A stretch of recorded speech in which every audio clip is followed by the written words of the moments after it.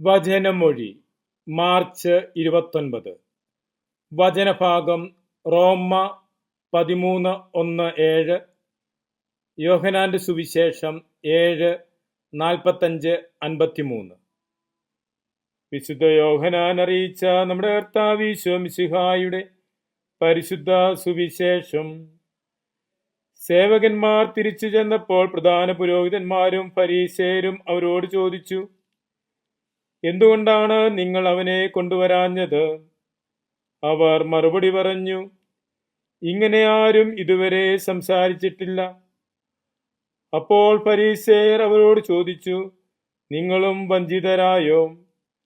അധികാരികളിലോ ഫരീസേയരിലോ ആരെങ്കിലും അവനിൽ വിശ്വസിച്ചിട്ടുണ്ടോ?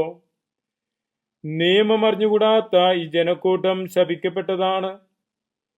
മുമ്പൊരിക്കൽ ഈശോയുടെ അടുക്കൽ പോയവനും അവരിലൊരുവനുമായ നിക്കോദേമോസ് അപ്പോൾ അവരോട് ചോദിച്ചു, ഒരുവന് പറയാനുള്ളത് ആദ്യം കേൾക്കാതെയും അവനെന്താണ് ചെയ്യുന്നതെന്ന് അറിയാതെയും അവനെ വിധിക്കാൻ നമ്മുടെ നിയമം അനുവദിക്കുന്നുണ്ടോ? അവർ അവനോട് പ്രതിവചിച്ചു, നീയും ഗലീലയിൽ നിന്നാണോ? പരിശോധിച്ചു നോക്കൂ, ഒരു പ്രവാചകനും ഗലീലയിൽ നിന്ന് വരുന്നില്ല എന്നപ്പോൾ മനസ്സിലാകും. ഓരോരുത്തരും താങ്കളുടെ വീടുകളിലേക്ക് പോയി. ഈശോയിൽ സ്നേഹമുള്ളവരെ, പുരോഹിത പ്രമുഖന്മാരും ഫരീസേയരും സെൻഹദ്രീൻ സംഘവും ഈശോയെ പിടിച്ചുകൊണ്ടുവരുന്നതിനു വേണ്ടി ജനക്കൂട്ടത്തെ അയച്ചിരുന്നു. എന്നാൽ അവർ ഈശോയെ പിടിച്ചുകൊണ്ടുവരാതെ ഈശോയുടെ വാക്കുകൾ കേട്ട് അവൻ്റെ വാക്കുകളിൽ വിശ്വസിച്ച് തിരിച്ചു വരികയാണ് ചെയ്യുന്നത്.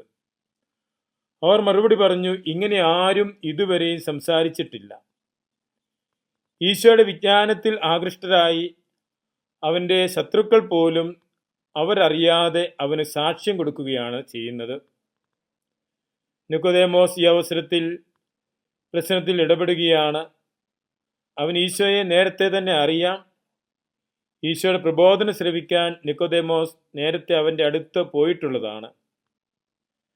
ശരിയായ നടപടിക്രമത്തിനും നിയമാനുസൃതമായ ന്യായവിധിക്കും വേണ്ടിയാണ് നിക്കോദേമോസ് ഇവിടെ അഭ്യർത്ഥിക്കുന്നത്. ഈശോയെ പൂർണ്ണമായും സ്വീകരിച്ചില്ലെങ്കിലും രഹസ്യത്തിൽ അവനെ പിന്തുടരുന്ന നിക്കോദേമോസിനെ ഇവിടെ നമുക്ക് കാണാം.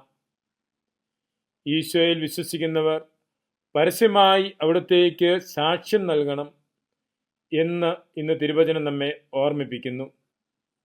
മിശിഹായെ അറിയുന്നതിനും മിശിഹായെ അനുഗമിക്കുന്നതിനും പരസ്യമായി മിശിഹായ്ക്ക് സാക്ഷ്യം നൽകുന്നതിനുമുള്ള കടമ നമുക്ക് ഓരോരുത്തർക്കുമുണ്ട്. അത് നമ്മുടെ വാക്കുകളിലൂടെയും പ്രവൃത്തികളിലൂടെയും നിർവഹിക്കുവാൻ നമുക്ക് പരിശ്രമിക്കാം. മിശിഹ നമ്മെ അനുഗ്രഹിക്കട്ടെ. ആമേൻ.